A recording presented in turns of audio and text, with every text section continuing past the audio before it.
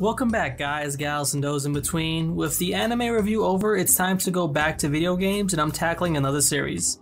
Since the spooky season is upon us, it's time for the niche but critically acclaimed Fear Effect, its sequel Part 2, Retro Helix, and then we'll explore what was supposed to be Fear Effect 3 Inferno, along with its somewhat quasi-sequel and the future of this unique series that blended cel-shaded graphics with full motion video. Today we're just going to cover the first one, so sit back, relax, grab a drink of your choice as we explore Fear Effect. What the?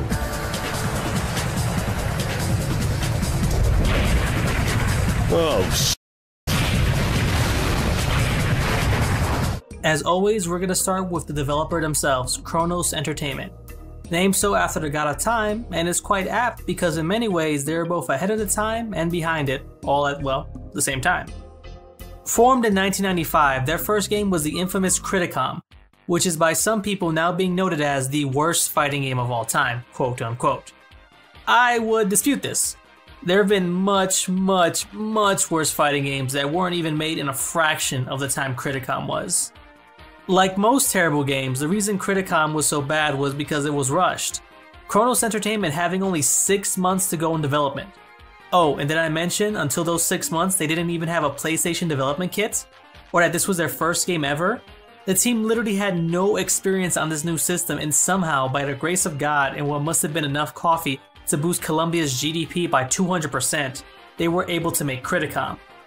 Even though the fighting was sluggish and kinda busted, it had some pretty interesting character design, some attempts of a lore in the game besides they fights, and the animations were really good. With many noting the lighting was great. Though because they used hand-drawn animation instead of mocap, probably because they couldn't afford it, the combat was lethargic and unsatisfying. This would be a running theme with Chronos Entertainment, having good graphics, not terrible games, thankfully.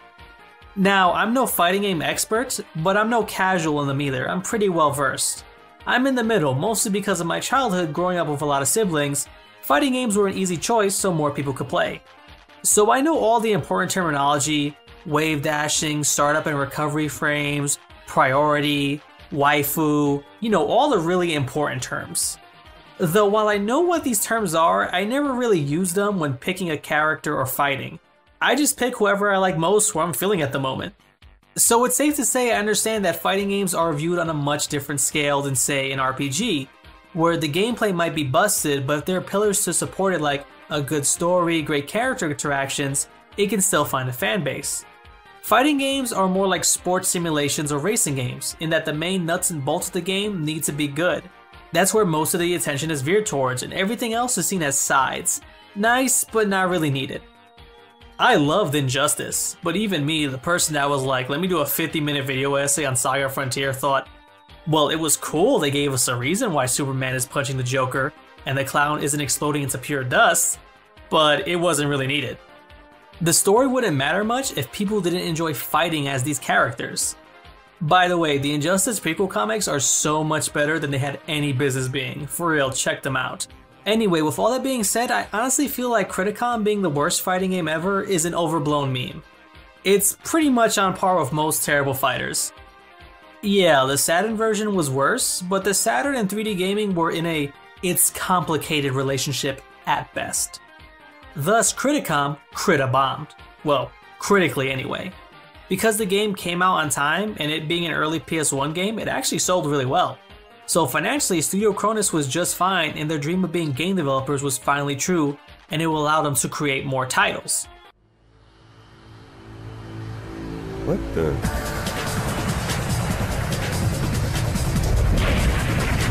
Oh,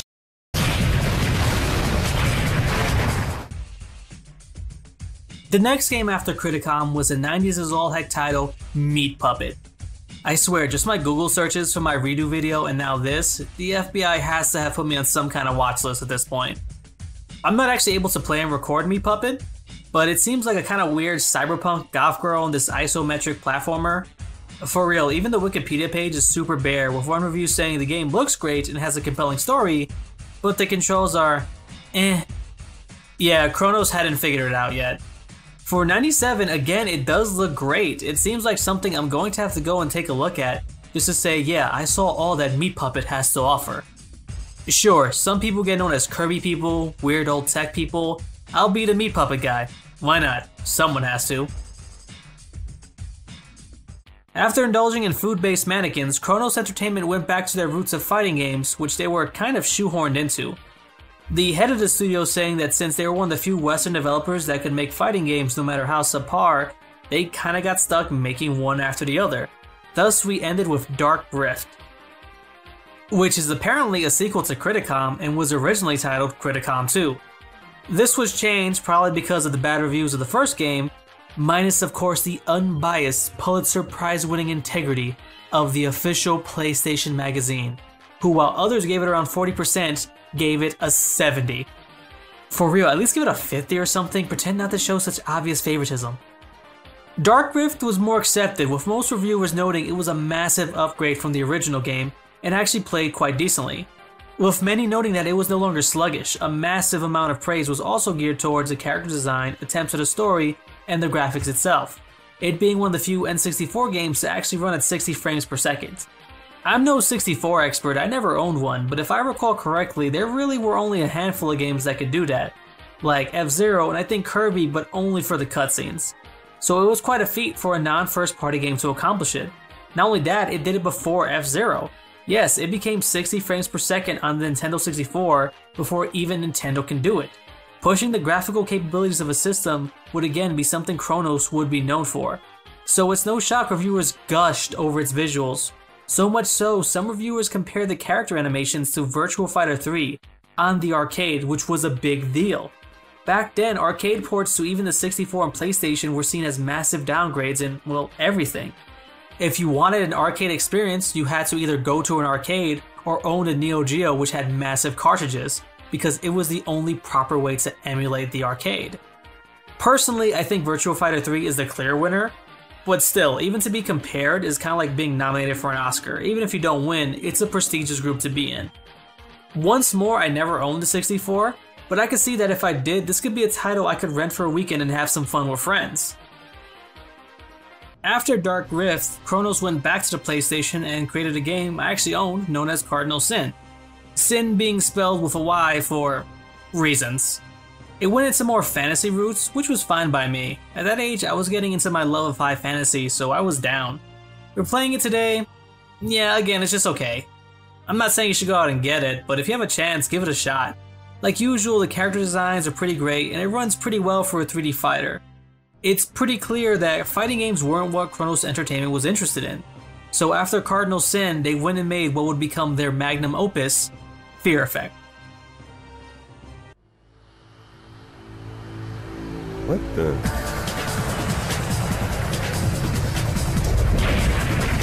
Oh, There are two things that make Fear Effect somewhat well known. The first is that for a horror game, it uses cel-shaded graphics, which I love right off the bat. Honestly, even after this game and even today, cel-shaded graphics get a really bad rap as being cited strictly for anime games, kid games, or Japanese stuff. If anyone recalls the reaction from the original Wind Waker, it was pretty heated, mostly because of the art direction being called Zelda, with a much better reception being shown for Twilight Princess for being quote-unquote the Zelda game we wanted all along.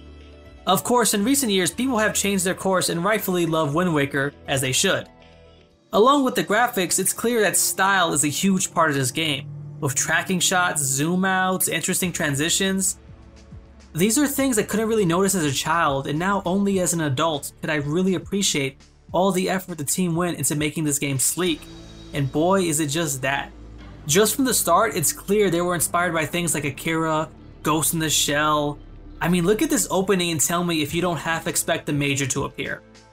Another notable inspiration was Quentin Tarantino, probably from the use of dialogue and because like from Dusk Till Dawn, things start off super normal and then suddenly, oh, here's some snake women, zombies, weird people in black latex now trying to kill you. Oh, and we're going to hell. Like, dang dude, I thought we were just gonna start a heist and kidnap some girl and we just took a 180. Still, I gotta say, I love it when creators enjoy a mix of things and just toss them all in the blender and see what works.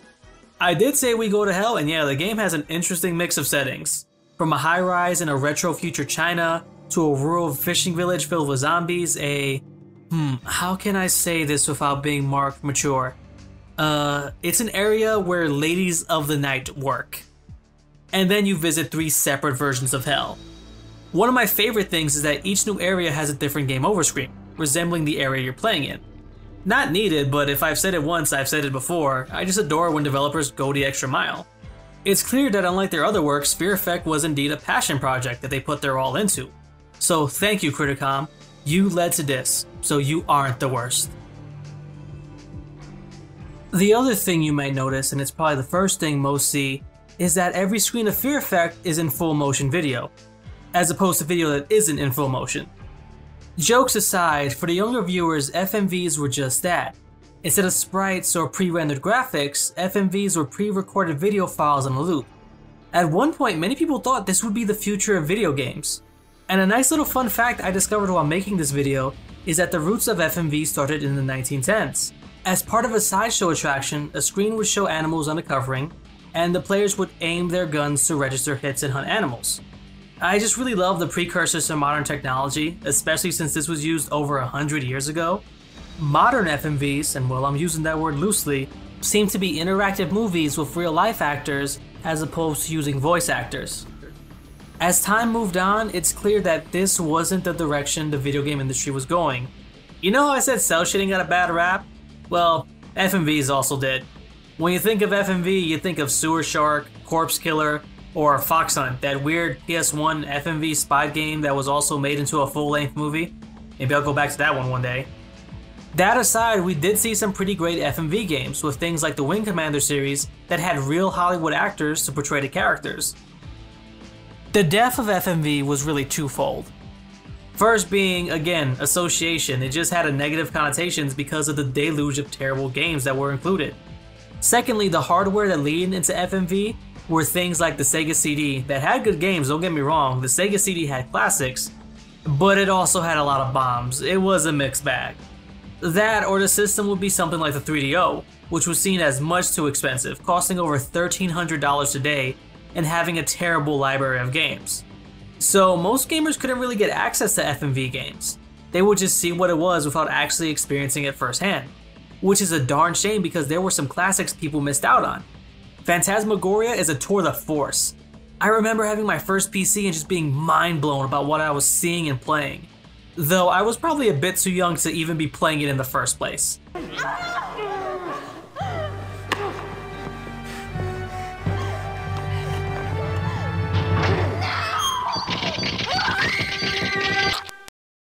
For many, the pinnacle of the FMV has to be the D series by video game auteur Kenji Eno. The first being D, which is a unique game to say the least. Almost fully an FMV where the player has 2 real-time hours to beat the game with no saves, no pauses, no continues. That was followed up with Enemy Zero, a game that once again heavily used interactive FMV and involved an invisible enemy, requiring the use of auditory senses to survive. Honestly, I never owned a Saturn like many people did, so I can only say what I know about these games. If you want to learn more about D or Kenji Eno, there's plenty of YouTube videos on it. There's a pretty good one I saw on a channel about making sure skeletal remains no longer partake in fisticuffs, so check that one out if you're interested. As time went on, it seems to be treated like a fad. There's still FMV games that are out today that are like interactive movies, but they're more of a niche, truth be told. Fear Effect many times falls into that genre of it being an interactive film. That's probably why it looks great even for a PS1 title. But that FMV came at a heavy cost. This game is 4 disc, and unlike say Final Fantasy 8 or 9, you can beat Fear Effect in a single day easily. So yeah, just making the backgrounds and FMV made this game a huge behemoth. And it also made it so this game is pretty hard to find. I have attempted to own this game at least 3 times over the years. You know how some CD games will be scratched to heck but they play fine? Yeah, Fear Effect is one of those games you look at it funny, it gets a scratch, and it's just unplayable. So every time I got lucky enough to find it out in the wild, I would just get to a part in disc 1 or 2 that I simply can't progress any further. The only games that give me this much trouble is Chrono Cross. That game is just cursed for me for some reason and refuses to ever let me enjoy it. What the? Oh, Since this game is more cinematic, the characters themselves have to do most, if not all, the heavy lifting. You start as a thieves outfit of 3 led by Hana. She's smart, dedicated, and also the most empathetic of the crew. Even though the mission is kidnapping a girl, she's looking at her safety first and foremost. A lot of this foreshadows her upbringing. Though not widely expanded on until the end, it's hinted to have been pretty rough. And it's always nice to see female characters at the forefront, especially ones that are pretty well defined. But it is a 2000s game, so you got really unneeded things like when Hana dual wields guns, she has a little swing of her hips with each step, and I'm just like, we're trying to rob someone or I'm in literal hell right now. You don't need to be sexy at this moment, I just need you to move and shoot. You get to play as the others, but only Hana gets that sexy strut, even though her partner Deke is clearly the thickest. Hana also changes outfits in this 2 to, well, just a towel. This 3, she's infiltrating a place where ladies of the night work, so yeah, now she's dressed like one. As I said, it's still the early 2000s. It would still be a bit before we got female characters that didn't shake their ass while also trying to shoot. Your second character is Glass. He's more task-focused of them all, and the most professional. Not enjoying when civilians who aren't part of the plan get caught up in things. He may be a killer, but he kills for cash and only for what's part of the job.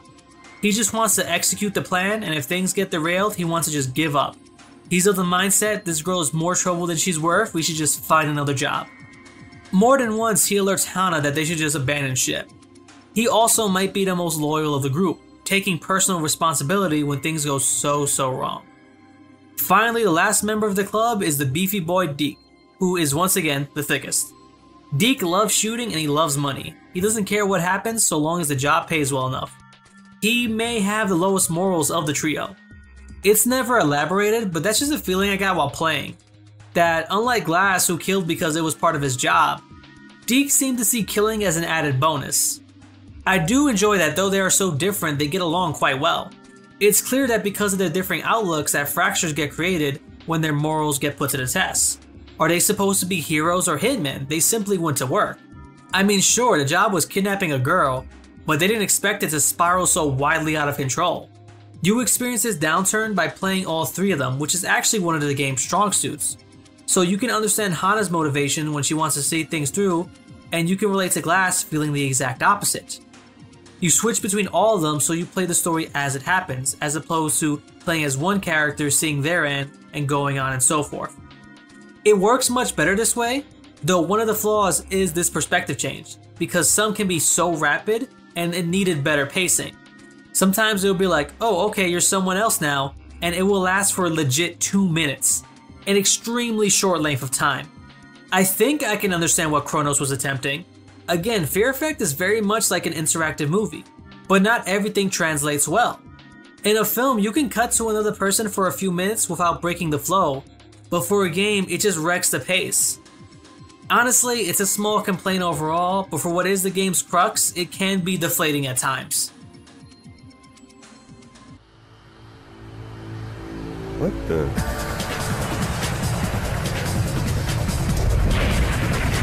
Oh, I did say that the story is the main course because the gameplay is pretty secondary.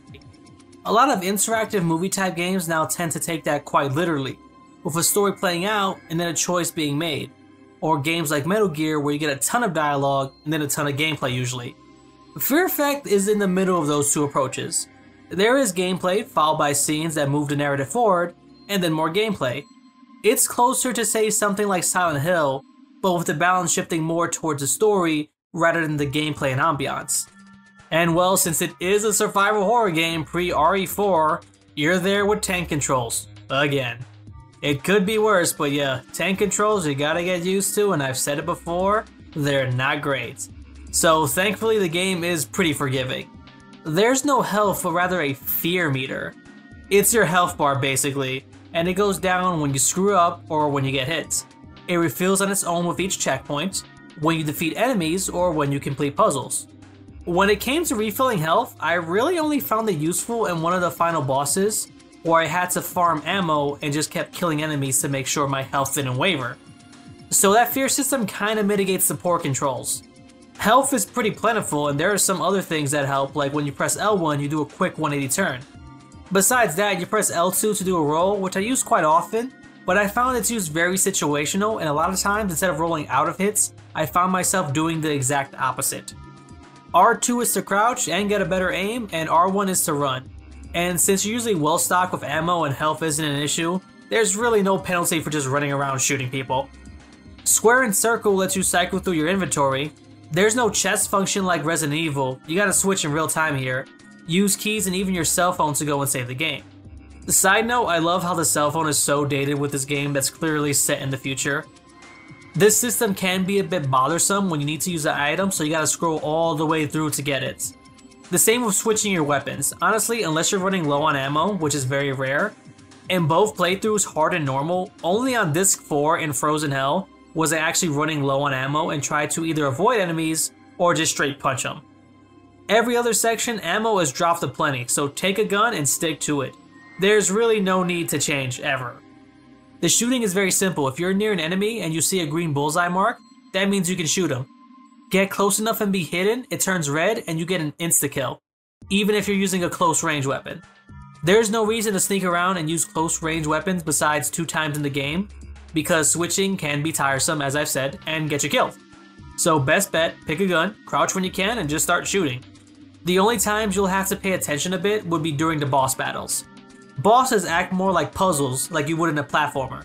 The first being this helicopter, and man, again, this game looks great. That copter looks better than the Hind D in Metal Gear, which is saying something because Metal Gear didn't skimp when it came to the graphics department. Sometimes older stuff doesn't age well, but honestly, Fear Effect's art style and direction still looks good to this day. Back on track, it's pretty simple and acts more like a platformer would. You avoid the areas that get you hit, take your shot, rinse and repeat. If you shoot at the wrong time, it can actually lead to an instant game over in some cases. So it feels like it's a bit of an archaic rhythm game. They're not too difficult, a save point is usually not far behind them, and with trial and error, most bosses are easily finished. The other pillar of the game is the puzzles, and they're middle of the road when it comes to difficulty, using some intuitive thinking to get through for the most part. I really like this. As much as I enjoy Resident Evil, and I do enjoy Resident Evil, these comparisons aren't me knocking it so much as well. They're the biggest name in survival horror, so it's easier for most to relate to. The puzzles in Resident Evil, I hate them. Almost all of them, because it never fails. You get to a part where you realize you left something, a key, a pendant, some type of MacGuffin, and you gotta backtrack all the way to a certain area in the hopes that it's there just to go back to the puzzle itself.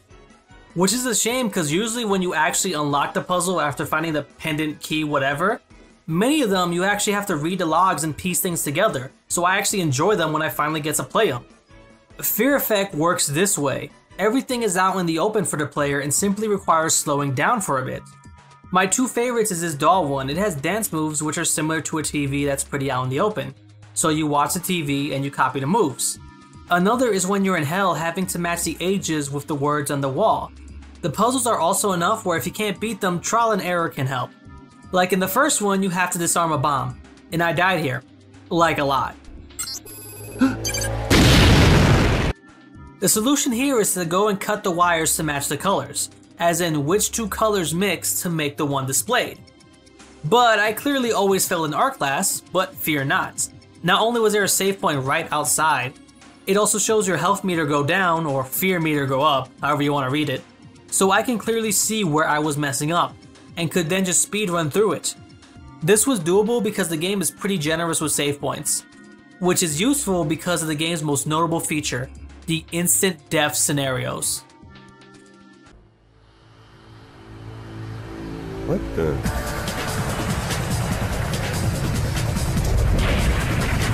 Oh, This is getting its own section because it's what the game is known for among fans. Violent deaths, which is nothing new. FMVs had that in spades. Night Trap is one of the reasons the ESRB exists after all.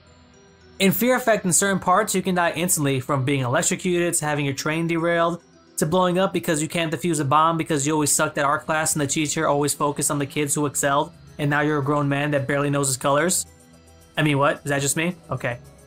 Fans of the series have labeled this as Gorn, a portmanteau of gore and adult entertainment, because it is pretty self-gratifying. Just the different ways you can die is pretty fun, and honestly, in some masochistic way, I found myself doing just that, just offing myself in the hopes of finding a special game over, and then being a bit miffed when nothing actually happened. It's pretty okay because, as I said before, the game has plentiful save points.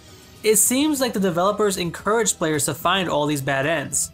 It really freshens up the game, again encouraging players to find these special FMVs as a way to break up the gameplay and entertain the player till we progress the story. The save points though can be admittedly wonky. Unlike Silent Hill where there's a notepad or Resident Evil where there's a typewriter, here you have to wait till your phone goes off and answers it.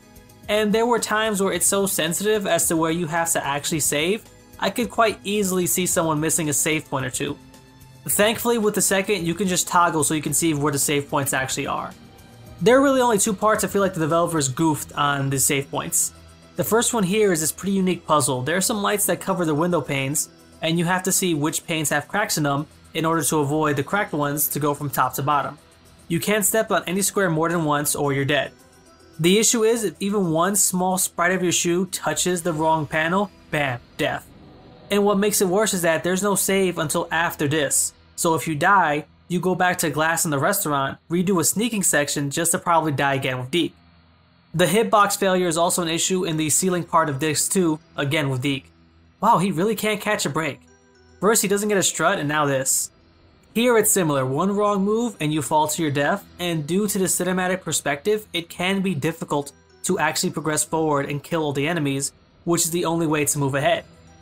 Wow, Deke really gets shafted story-wise, which you'll see, and also gameplay-wise.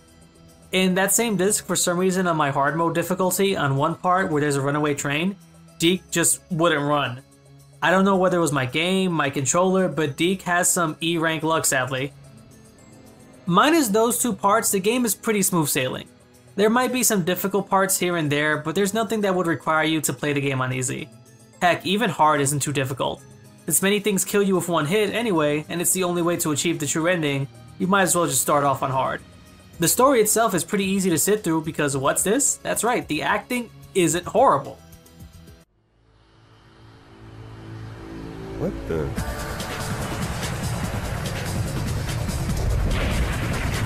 Oh, Yes, I've talked about it before, but the acting usually wasn't as good in those early video game days with audio. Jin's reliable. yeah? How do you know? He helped me get out the streets years back, before he threw in with a triad. He's always got an angle, but I'd say he's a friend. Do we really need to look at Castlevania one more time? Yes. Yes, we do. The answer is always yes. Die, monster! You don't belong in this world! I suppose that's the benefit of the game being a passion project and Chronos Entertainment always focus on making a visually pleasing product. Presentation was a huge part of their criteria, having actors who clearly were trying their best. While Silent Hill was decent in that Harry seemed very blasé, even when fighting literal gods, some of the supporting cast though pulled their weight. Here, everyone was trying their darndest to stand out from the crowd and to put on a great performance. Good VA work is now the standard, but we should give credit to those who stood out from the pack in an era where we got more of this as the norm. Tribute? You steal men's souls and make them your slaves! As it pertains to the music, I can still recall the opening song. I don't know what instrument it's using, but I actually dig it. The game really only has 7 songs max, and they're all quite good, and are more ambient more than anything. I like the almost dark tone of the first disc, only for the boss to have this high intensity techno theme, and the final song of Hell is really chilling. It's both sound, but to me it also feels hollow and empty. Which makes sense, Hell is supposed to be a separation of all things good, and it really adds to the look of Hell itself in the game. I could honestly imagine hearing some of these tunes as music for a horror movie.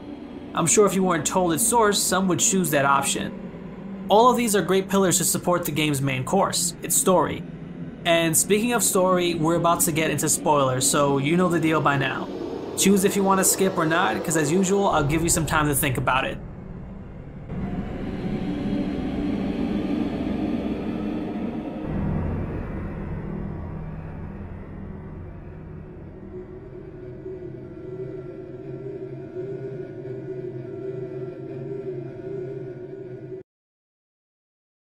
The game starts with your mission to kidnap the daughter of a rich man who's gone missing. Well, unless you watch the intro where that same daughter says that she's dead. It's made clear that these aren't your typical protags. Again, the plan is to go and kidnap a missing girl, then go ahead and ransom her back to her triad father. Hana learns this from her contact Jin, who you find and do that art puzzle before he gets free and, well, dies anyway. Hana is then caught by Mr. Lamb, who doesn't seem all that perturbed that his daughter has gone missing, saying that things are all under control. Switching to Glass, and I won't mention all the switches because there's way too many, Glass is able to find Hana, who's being beaten, he saves her, they escape, and with Jin's last message, they get a clue as to where the missing girl Wei Ming is located. This is the first total shift, from this futuristic high-rise to this really rural fishing village with zombies coming right out the gates. There was really nothing supernatural at all in Disc 1, and now suddenly, zombies. And it's a good contrast from the urban to the rural. As someone who doesn't live in a rural area, but pretty close to one, it's like 10 minutes from my place until you stop seeing streetlights and official roads, and dirt roads start becoming the same thing. There's something discomforting about a place that's like the one you know, but at the same time different. That's both out in the open, but also secluded within itself. The government even thinks so, as the only humans you find there are army officers, and while it's not said, it's heavily hinted in the game, they're here to handle things, aka clean it off the map. Nothing really happens all that much in this too, honestly. There's a lot of great scenes, but nothing that pushes the narrative forwards besides this old lady in a house that's filled with corpses saying a cursed girl came to the village, and when the men saw blood on her, they went mad. So they may not be zombies in the traditional sense. You leave town, escaping the undead and military when Wei Ming suddenly appears. She says she needs to find Madame Chen to discover why she exists, and clearly a philosophy course won't help, so we transition into Disc 3. We already see the tension in the group as Glass wants us over as soon as possible. Heading in, he finds Mr. Lam again as Wei Ming is taken and Glass is then stuck in a room. After getting out and the other two sneaking in, the pressure continues and yeah, maybe Glass was right. Because what happens next is that Glass gets his arm cut off by Mr. Lam. Gotta say, I love how he's always addressed as Mr. Lam. You find him later hung up like a slab of meat in a cooler. He's still alive and is actually thankful that Mr. Lam is such a cruel man that he wants to kill him slowly, so he still has a shot of making it out of this. Deke is also then murdered by Madame Chen, stating how she tricked him because she actually looks like a monster. But man, the internet has ruined me. If Madame Chen came out today, it would be an hour before artists make pictures of her in her snake boobs. The internet does not care. Deke is dead because again, that dude just cannot catch a break. And for Hana, well, she just dresses as a lady of the night, saying it feels familiar, making it pretty clear what her previous job was. And it wasn't a job she enjoys, showing her clear disdain for her former employer Madame Chen. Wei Ming gets more blood on her as madness ensues before Hana kills Madame Chen and discovers a portal to hell and tries to find out just what the heck is happening here. Glass is able to free himself from the meat hook and decides to just kinda go to hell. For someone who wanted to leave, he seems okay with going to literal hell. Then again, he's probably fueled by vengeance at this point. Onto Disc 4, You're in Hell, which has two versions, both I really like. The first is Hana's version, which is just this desolate and barren wasteland. Even the River of the Dead seems otherworldly and sickly, the very antithesis of life itself. Glass is meanwhile in an ice hell, the opposite of the fire and brimstone, and here we see some general spooks as the ghost of Deke beckons us forward. One of the interesting parts of the game is that instead of ammo, here you get paper in the form of ammo that you have to burn. This is actually a thing in some parts of Asia that take part in ancestor worship in regard to their folk religion. Essentially, you buy a bundle of papers called joss paper and burn them as an offering to your ancestors so they can have it on the other side. And just like in the game where you get a freaking machine gun made of paper, joss paper can be as simple as just pictures of cash to more elaborate designs featuring modern conveniences. This is one part of the game where ammo gets kinda sparse, both for Glass and on hard mode. They really should have been more generous because it is a total 360 here. Hana and Glass are on a collision course. Hana is basically just trying to find Wei Ming and what caused all of this, as she finds Madame Chen once more. It's interesting, but it doesn't really move the plot forward all that much as opposed to Glass, who finds Deke, turned into a legion of dead souls implied to be his victims as he tells Glass, "This is how killers get treated down here. This is how you'll be treated down here." Glass succeeds but promises to avenge Deke as he finally catches up with Hana as he has had enough, and we go back to Disc 1. Yeah, first time I heard of that. Well, we go back to Disc 1 and we find the mastermind behind this was Jin. Okay, what the heck? Well, Jin reveals that it is he who has been talked about as the King of Hell, Yim La Wang. I don't really like this twist, and it might be the weakest part of an overall good story. I get that it's a twist, but it's not really a good one, since we only see Jin at the start and they just be like, well, it was me who was pulling the strings the whole time. The best twists are the ones that the audience can feasibly put together with breadcrumbs throughout and not just having it for the sake of having it. Since we mentioned Metal Gear Solid, that seems an apt comparison. In Solid, you eventually discover that Master Miller was Liquid Snake all along. And while many people today say it's not a good revelation because it's literally the same voice, again, you have to remember, in the past, voice acting in games wasn't a priority. And also, Gray Fox and Daniel Anderson shared the same voice actor, so it's a pretty moot point, honestly. Rex has fallen into the hands of terrorists. Rex. Metal Gear Rex. The code name for the new Metal Gear prototype. Because I'm the one who killed her parents. I was young then, and couldn't bring myself to kill her too. I felt so bad that I decided to take her with me. Most of us didn't think at the time, oh well, Master Miller is obviously the bad guy here. The game itself leaves subtle hints, like in the boss fight with the Hind D. If you try calling Master Miller, nothing happens. Same with the Vulcan Raven tank fights. He's the only one that is generally at times unavailable. It's not responsive because it's actually Liquid and he's shooting at you, or busy being the last boss. There are also interactions like when Snake tells Master Miller, I don't ever recall revealing that I was part Japanese. Linguistic similarities between Athapascan languages and ancient Japanese. You and he probably share many of the same ancestors. Master, I don't remember telling you that I was part Japanese. And it merely ends with an awkward silence between Master and students. Also, his general attitude over the Fox-Die virus. Throughout the game, Master Miller never really attempts to contact you in regards towards the mission and the objectives. But when it concerns Fox-Die, suddenly he's a chatty Cathy. Not only that, but the idea of a traitor is discussed over the course of the game. Since you do get caught, it does make the player think, was I really set up? This is another brilliant point of the game, where Naomi is labeled as the traitor. Throughout the adventure, Naomi is at times hostile towards Snake and his life as a soldier, while Master Miller is the opposite. He's actually the first one to console Snake when he's feeling down about Meryl being shot. It's even that convo where Naomi's story starts to be questioned. This is clever because it builds more trust in Miller while casting the spotlight on Naomi. Later, it's even Miller himself who provides this red herring, so you think the traitor has been nabbed and you're all in the clear. You also have no reason to not trust Miller, because your first time playing the game, every time you get into a tough situation or a boss fight, the first thing you do is call all your contacts. It's like, dude, there's a freaking tank here, what am I reasonably supposed to do? And on a replay I discovered, besides the first fight with Ocelot where he gives info on the gun being used, and the Gray Fox fight where he says forget all that gun stuff, just square up, a lot of Miller's advice is about as effective as a motivational cap poster, merely saying trust your senses, do your best, and little more. So the game does a great job of the first time around obfuscating him as a suspect, because you've relied on him, you have no reason to suspect he's lying to you. And on further playthroughs, you're able to see all the clues that were there all along, that hints existed as to Miller's true identity. Here, it kind of feels like they just wanted to swerve for the sake of having a swerve. There's no narrative hints to guide it, it's more, oh, you didn't see this coming because we literally couldn't see it coming.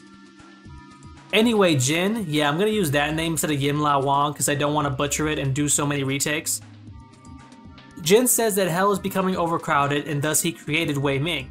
That yes, she was molded from Joss paper in Hell and then brought to Earth. He also wishes for Hana to be her guardian in this endeavor.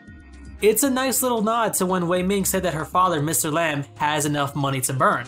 She meant that quite literally. See, Chronos can do some great foreshadowing for the most part. Now it's time for a standoff. You choose who lives and who dies. Hana or Glass. If you pick Hana, you fight a demonized Mr. Lamb and use money burning it to hurt him. If you lose, well, you accept Jin's offer and create Hell on Earth. If you win, you're the only survivor and you stop Jin for now. If you pick Glass, you instead fight Wei Ming. Yeah, for this route, she's like, yeah, I'm actually evil. If you lose, well, you're dead and Hell on Earth starts. And when you win, it's still kind of a bad end. Glass destroys the brothel, and even though both of his teammates died, he takes solace that he murdered what destroyed them. Though it's clear he's looking towards the future. When defeated, Wei Ming gives him a joss paper of her power, letting Glass have the power of hell. There is also a hidden ending gained only on hard mode.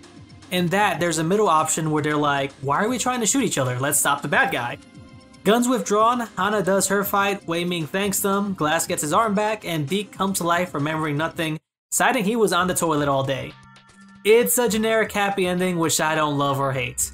I just found the normal mode endings more fascinating and kind of fitting the dark tone of the game. The magic solves everything just seems to clash with it all. But it's the canon ending, what can you do? I can understand why they did it. While I'm a firm advocate of that some stories are better with a bad end, like in Silent Hill 2, it can be jarring to the player. Even some films that have bad ends, it can leave the audience feeling like they wasted their time getting invested. A game can be much worse because you spend a much larger amount of time getting to know these characters and growing attached to them. Being an artistic medium, though an interactive one, I'm a firm believer that one should be able to experience a gamut of emotions, from joy, excitement, to also sadness and disappointment. It's not for everyone. Some people use art as an escape fantasy. They don't want to experience negative feelings, and that's valid really. I'm not here to tell you to watch this art house film that's going to make you feel terrible at the end. Some people need an escape, and that's just fine. For me personally, in contrast, I feel like a not so happy ending would suit this game better. This doesn't really kill the game, but the bad twist and everyone's alright ending doesn't match with everything else. Again, it doesn't ruin the game, the twist and true ending are just kinda anticlimactic, and it doesn't keep up the momentum. I haven't played this game in years, and there's always nostalgia fear. The idea of, was this actually terrible and I was just dumb? Happily, that is not the case. If you're interested in interactive movies, a bit like David Cage games but with more gameplay, then Fear Effect should really be right up your alley. It's not really a horror game, but more of a game with horror elements. Think of it like Army of Darkness or Shaun of the Dead. And man, I wish I was large enough I could use those clips as B-roll. Both films have horror elements. In Army of Darkness, the main enemy is a book made of literal human flesh and written in blood, but it's more of a fantasy adventure with slapstick in it. Fear Effect isn't a comedy at all, it's more of a heist or adventure film with mystical horror elements inside it. There's really nothing here that's gonna frighten you and raise the tension. Horror is very subjective though. So much so, I somewhat hate talking about it because what I fear and raises my anxiety won't necessarily translate to the next person. I am pretty confident in the idea that most people won't be scared, but it's an enthralling adventure that I think the majority would want to experience, especially if you're a fan of the interactive movie genre. When it comes to actually playing the game, there's very little options. I've seen this game sold for around $30, so if you're a retro collector, it's pretty affordable. If you rewind to the start, you might remember me saying the fact that this game is very easy to scratch and become unplayable. It's also not available on any online services. A remaster was announced in 2017. And don't worry, we'll talk about that one in an upcoming video about the future of the series. So for most people, you're gonna want to play it any way you can. If that means sailing the high seas, well, if you can't buy it anywhere else, you gotta do what you gotta do. It's a great cinematic adventure that I feel people interested in games, movies, or the evolution of games from simple beeps and boops to these grandiose adventures should check out as a trendsetter smack dab in the middle of both periods. It's a pretty limited game too, beaten in an afternoon. My data actually got corrupted on hard mode halfway through, so I had to redo it and I still beat the game in a day. It's not too difficult either. Even on hard, it was only hell with Glass that I started stressing out and found myself dying constantly from the actual battles. Since the spooky season is upon us, I hope unlike last year I get this out on time, do check out Fear Effect. Its bad tank controls and lackluster end are offset by great characters, great artistic direction, a compelling story, puzzles that are intuitive and not frustrating, and some great cinematography. Check it out, you won't be disappointed.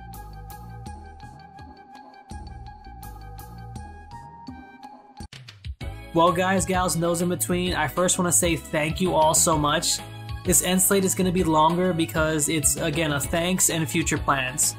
To start, I happen to do videos as something to kill time and improve my editing skills, both audio, video, the whole nine, and I'm so happy over the comments I receive.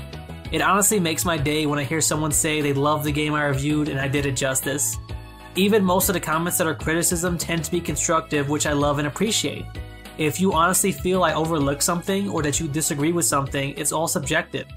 And again, as long as it's not overwhelmingly negative, I welcome it. Seriously, I started this channel over a year ago and expected really just my friends and family to humor me, so even getting over 100 subs was something I never imagined. So, plans for new videos in the channel. Clearly we're still on Fear Effect, and while I enjoy doing that anime review, that's going to be an every so often thing where I do a project unrelated to gaming. One of those in the works is a video on Katsuyori Shibata.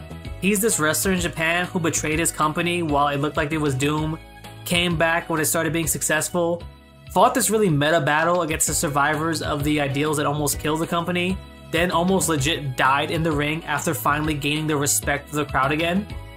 But New Japan is pretty notorious with content ID, so yeah, that's something in the future I'd like to do because I do enjoy New Japan Pro Wrestling and I feel that it's an interesting story people may want to hear. Other news, I did start a new job, but that shouldn't overly affect video production since it's at home, and when I get a new rig, I can work while also doing videos at the same time, like getting footage. So that's dope, and it's gonna allow me to invest in myself, like getting noise cancelling headphones to better record audio, again a new PC as I mentioned before. These will come with time though, so don't expect the massive jump right off the bat. I'm also gonna try to get a video out once a month instead of every 3 or 4. I do apologize for that. So after this, we're getting straight to Fear Effect 2 Retro Helix, the sequel that had a very interesting ad campaign. Don't worry, we'll cover it. Then I might do a video on Sedna, plus the cancelled part 3 and the overall future of the series, or separate those into 2 videos. We'll see as we go on. Again, thank you for anyone who's viewed my videos, who's liked, shared, subscribed, comment, just anything. You're awesome. Here are the socials, Twitter, Patreon, etc. If you want to donate, cool. If you just want to donate your time by watching my videos, again, that's just as cool. You're a dope person, never forget that. Anyway, guys, gals, and those in between, truly thanks for your support. You're awesome, and I hope you all stay blessed till I see you next time.